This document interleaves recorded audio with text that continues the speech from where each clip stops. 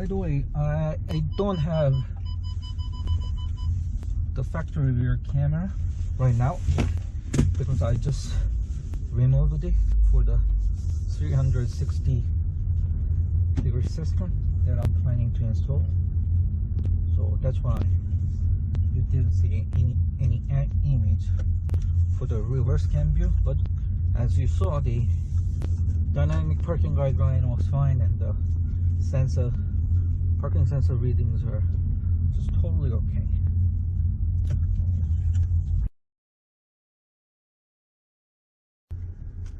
For the head unit reloaded, I would like to give you a few tips.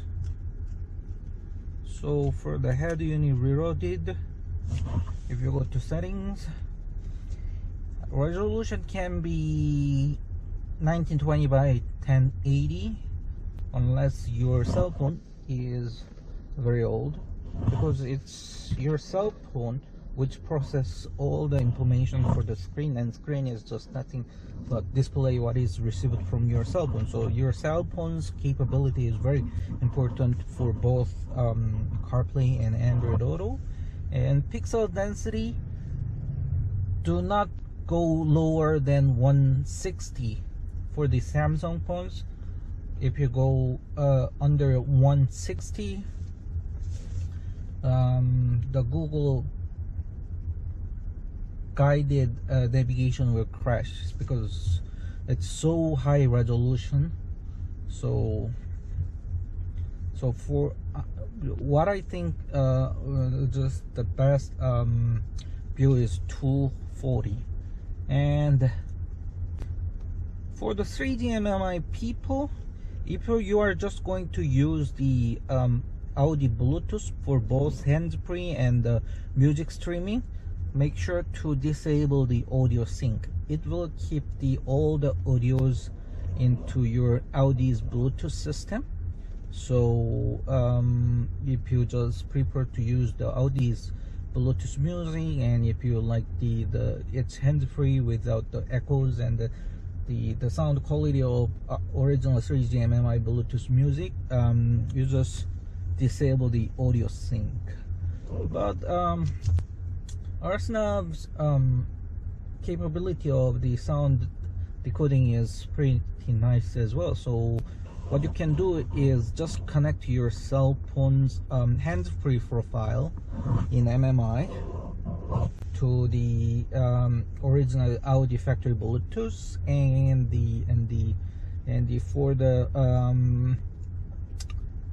for the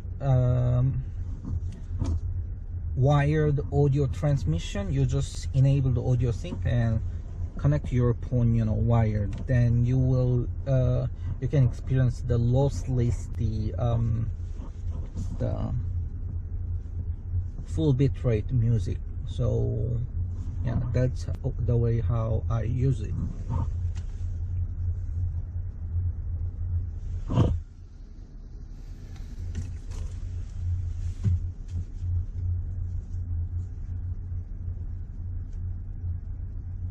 And let me show you the CarPlay. So CarPlay still needs the dongle.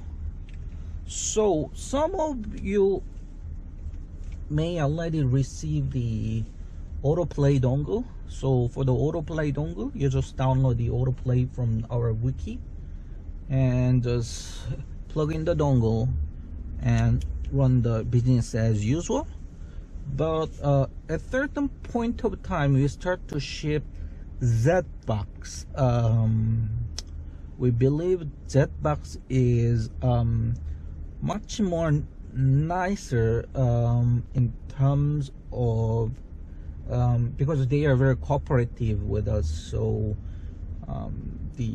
all hardware button support and the stability is greatly increased. But anyway, the Autobox, the difference between Z-Box and Autobox is like Z-Box is the original one, and the Autoplay is licensed copies. So in fundamental, they are the same devices, but the level of support is, I mean, for the developers and the producers, it's different. So, well, absolutely, they charge us slightly more, but we start cooperating with them. So once you plug the Jetbox into Rsnav, if Jetbox app is installed already, then it will run instantly.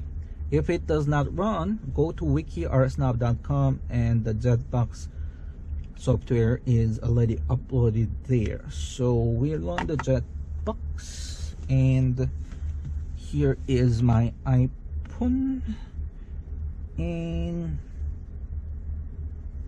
let me see, I need to connect the Bluetooth to Jetbox.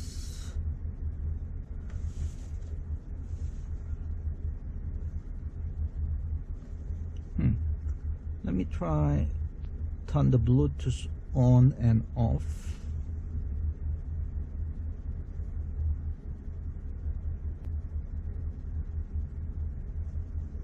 And let's connect the, by the way, for the Rsnav S2 device, you can use the factory Bluetooth.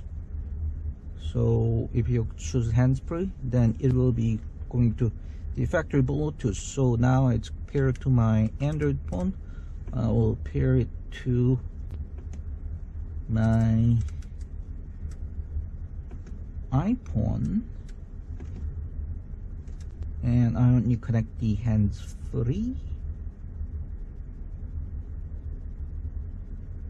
Yeah, it's hands-free is connected, and Jetbox should be working fine.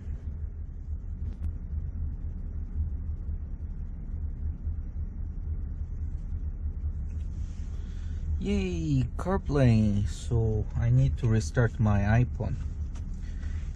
Anyway, let's run the Google Music.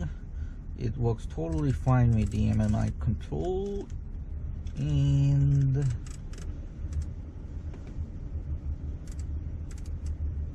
let's say I want to call somebody. Let's see if it works fine with the Audi's original Bluetooth.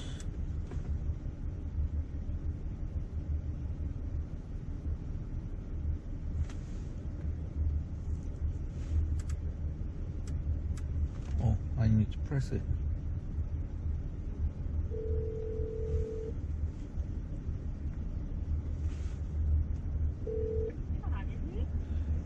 Allô Mélanie, c'est Daniel. Est-ce que pouvez-vous entendre bien?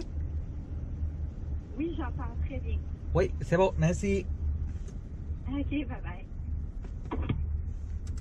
So, like what you heard, it works totally fine with the Audi's original Bluetooth.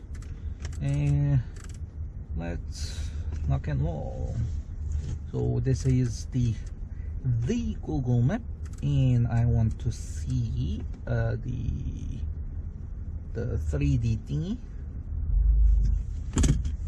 By the way, the data connection is poor in this area, so things will get better.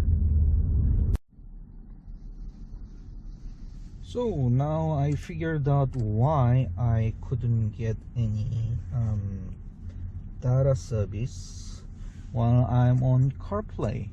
It turns out the whole cellular data was off. That's kind of stupid. So let's look and roll. First of all, I want to see if my Google Play Music is working fine.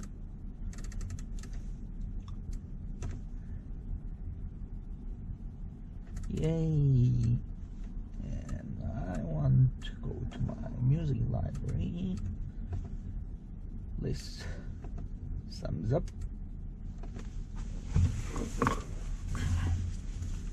Cool.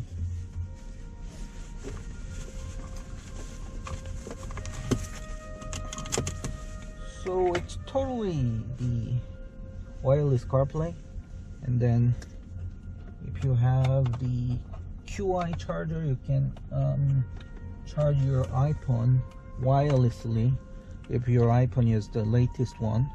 If not, you can get these the quick charge type, the USB port charger, and have it connected to your very hungry iPhone and feed it while you enjoy the CarPlay service in wirelessly. And let's go home. I don't know if you can see, but the screen is absolutely gorgeous. It's 1920 by 720. It's far most advanced among the car GPS industry. For example, even for Audi themselves, Audi A6, A7, A8, they have 10.1 inch screen in the dash, and that one is, if I remember correctly, 1548 by 720. So the difference is you cannot get the 4K, 2K displays on the car display yet, because car displays they has to be tough. Their temperature range should be between -40 to over 80 Celsius degree. But most of the OLED displays are not fulfilling that automotive standard, and brightening is also important in order to fight off the sun glare. The brightness need to be at least 500 candela, but for the displays over 500 candela, there's not much high resolution. So this screen is the highest resolution that you can get from the aftermarket screens. So yeah, let's lock and roll.